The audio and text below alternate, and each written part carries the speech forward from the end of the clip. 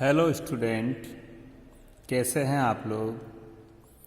आज हम CBSE class 9 chapter 4 electoral politics chapter 4 का यह वीडियो 2 है और इसमें हम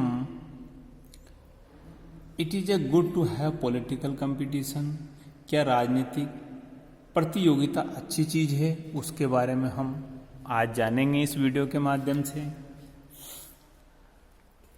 election are touch all about political competition. This competition take various forms.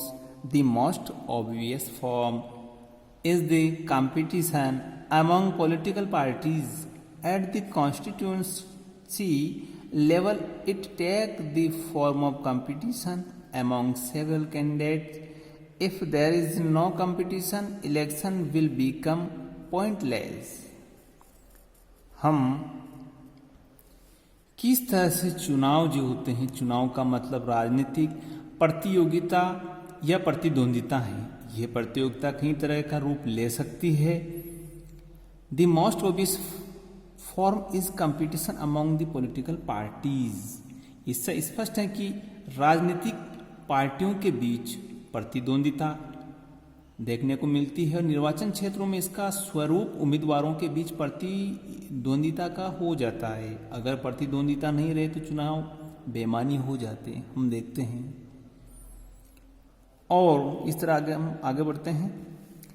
But is it good to have a political competition? Clearly an electoral competition has a many democratic demerits. It creates a sense of disunity and factionalism is every locality. You would have heard of people complaining of party politics in your locality. Different political parties and leaders often level allegations against another parties and candidate often use dirty tricks to win election. यहाँ पर ये बात note करने वाली, dirty tricks यानी गलत तरीका जीतने के लिए इलेक्शन में यूजेस करते हैं, हम प्राय देखते हैं। Some people say that these pressure to win electoral fight does not allow sensible long-term policies to be formulated. यहाँ पर ये चीज़ जो है बहुत इम्पोर्टेंट है, इसका हम सरल भाव समझते हैं। लेकिन जो राजनीतिक प्रतिद्वंदिता का होना अच्छी चीज़ है। चुनावी प्रतिद्वंदिता में कुछ स्पष्ट नुकसान देखने को मिल जाते हैं, demerits. It create a sense of disunity. इससे हर बस्ती हर घर बंटवार जैसी स्थिति हो जाती है। आपने भी अपने इलाके में सुना होगा कि लोग पार्टी पॉलिटिक्स के फैसले की शिकायत करते रहते हैं। यहां पर हम देख रहे हैं कि different political parties and leader often level allegation against in one another.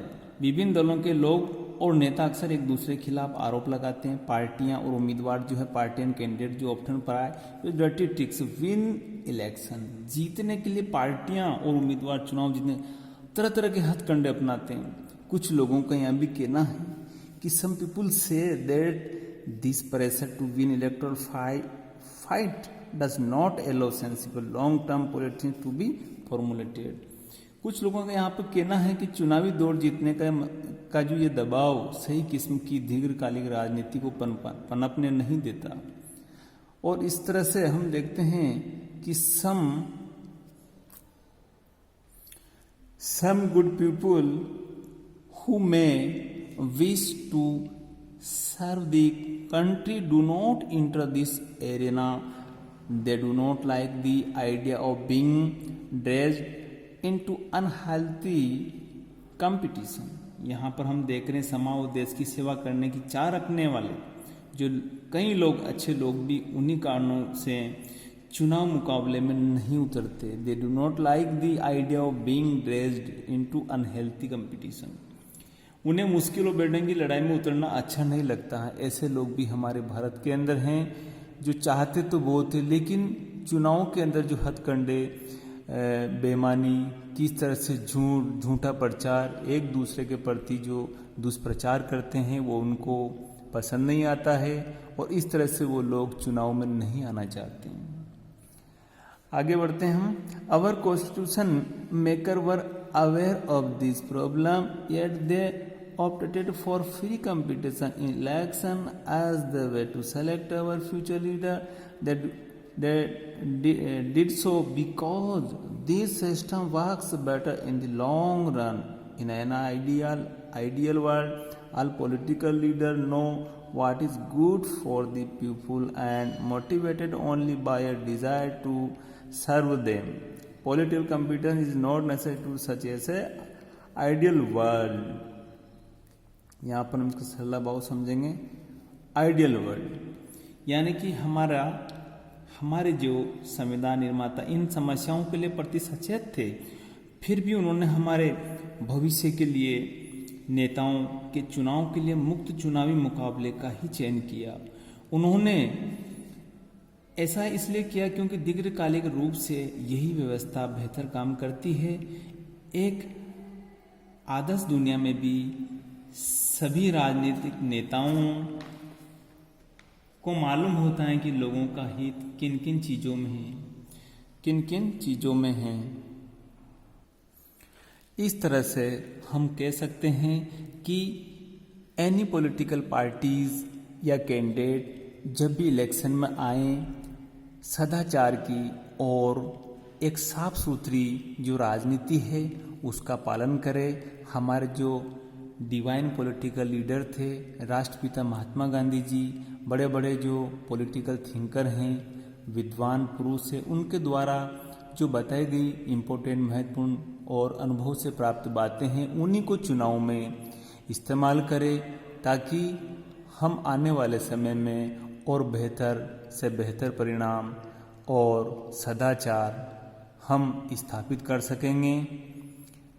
और यही आदर्श हमारी पॉलिटिकल पार्टियों के सामने भी चैलेंज है, उनको भी इस तरह का रास्ता अपनाना चाहिए ताकि जो चुनावी माहौल है वो बहुत अच्छे साफ सुथरे हो सकें। तो आज इतना ही। हम कल कोई दूसरे वीडियो के साथ मिलेंगे। तब के लिए धन्यवाद। नमस्कार।